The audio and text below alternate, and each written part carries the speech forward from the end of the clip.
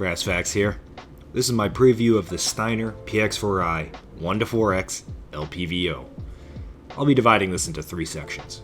The overview, where I cover basic facts about the product, observations, what I observed during the usage of the product, and finally, my opinion, what my take on the product is throughout its life cycle. The Steiner PX4I is a 1-4X LPVO. That is, it has a 1X setting, kinda like a red dot, and then a higher setting, in this case 4X. I've had this optic for 1,100 rounds in the rain, mud, snow, and a lot more mud. It's been a lot of mud. It's a wet year, and it's still kicking. It sports high quality Scott glass, or European glass, which is a big plus at this price point. This is what the reticle looks like. The illumination is daylight bright. More on that later. Battery life is slightly less than about 2 days before you start seriously dropping off in brightness level, and you have to up the brightness to compensate. It's about 5 days till it completely fades away. The brightness levels can be adjusted via rotating the knob, though you'll generally only find yourself using the top settings. It has 2 night vision settings. Literature eye relief is about 3.5 to 4 inches. This is close to accurate, maybe even slightly more. FOV is in the middle of the pack.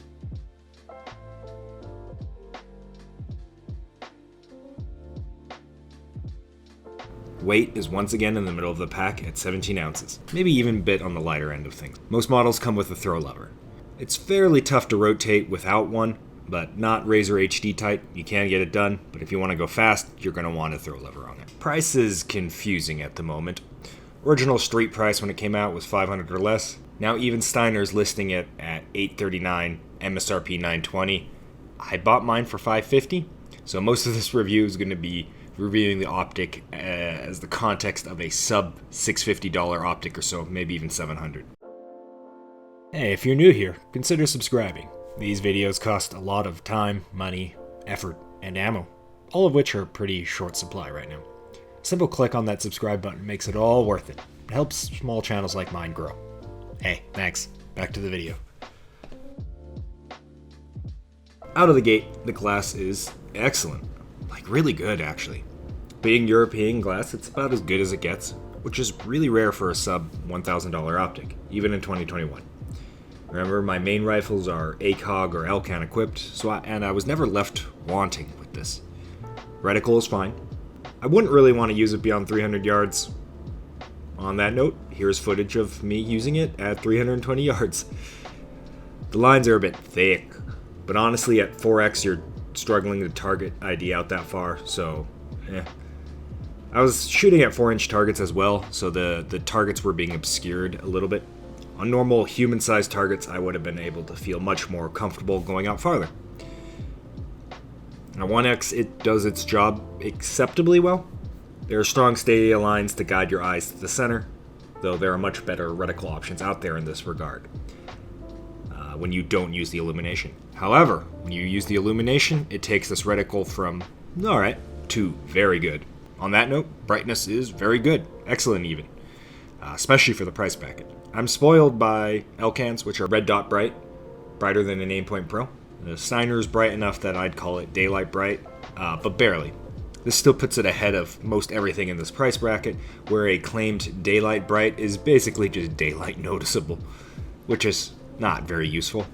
Here, however, it's bright enough that I could almost use this without the etched reticle, and that my eye is drawn to the dot alone. It begins to struggle in midsummer days and gets blown out by a flashlight in dark settings, but it's pretty close to full marks. Edge-to-edge clarity is good. Slight distortions, but really nothing major. Well ahead of its price point.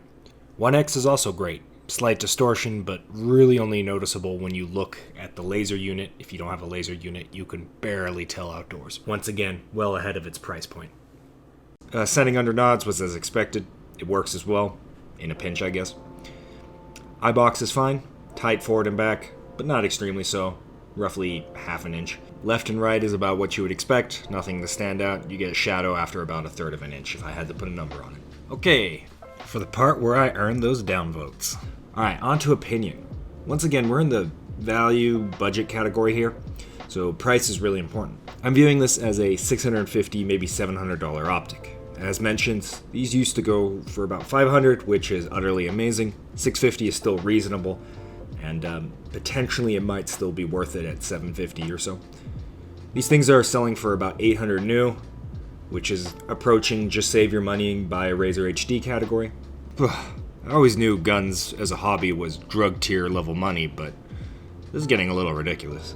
Alright, for my actual opinion, let's get into it. Not that anyone has complained yet, but for the record, opinion is opinion, and I have my preferences, so this is a channel about me, so use this as a data point, not gospel. I think this is probably the best no questions asked LPVO for under $800, for sure under $700. While I'm a big fan of the Trijicon TR24, its reticle is incredibly limiting. The P4XI, on the other hand, has a very generalist reticle functioning both at medium and close-up work. Strong steady lines really make it functional even without the illumination, and the daylight bright illumination really takes it that extra step to make it a very good optic at 1x, which is one of the most important categories. The European glass helps a bunch as well, and makes it stand out above other options in this category that have 6x, primary arms, ACSS, or the Strike Eagle. While the reticle does leave something to be desired at the 1x setting, or even at the higher ends compared to something like ACSS or even the Strike Eagle's reticle, it does still excel at 1x because of its very visible illumination compared to these other options which are like daylight visible, as mentioned. Even at its high end, the 4x or 6x, I actually think it's a win for the PX4I.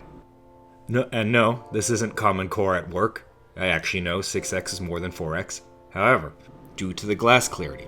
But the 6x on a budget optic like the primary arms or Strike Eagle is an example of too many features in a package. Yes, the 6x is functional, and certainly better than a 4x on the same package.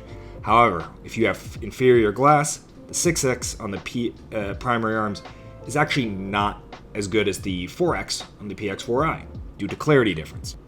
I can resolve more with the PX4I.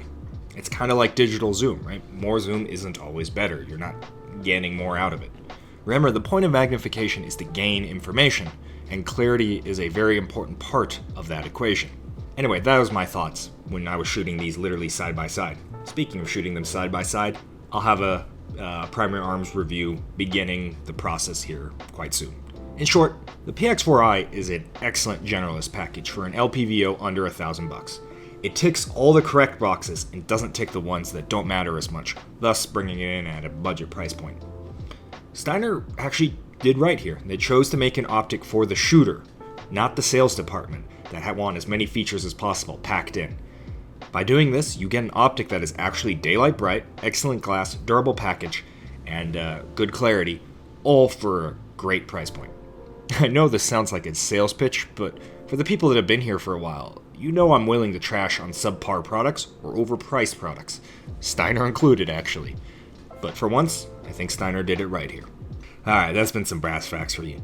Hey, if you enjoyed this content, consider subscribing. I have a ton of reviews coming, and subscribing, commenting, and liking all helps a lot more than you think on a small channel like mine. Really helps kickstart it. You want to hang out or ask questions? YouTube comment section, as I mentioned, or Discord. I have a Discord link down below. Alright, that's enough of listening to me. I'll fuck off for now. Stay safe, stay prepared. See you guys around.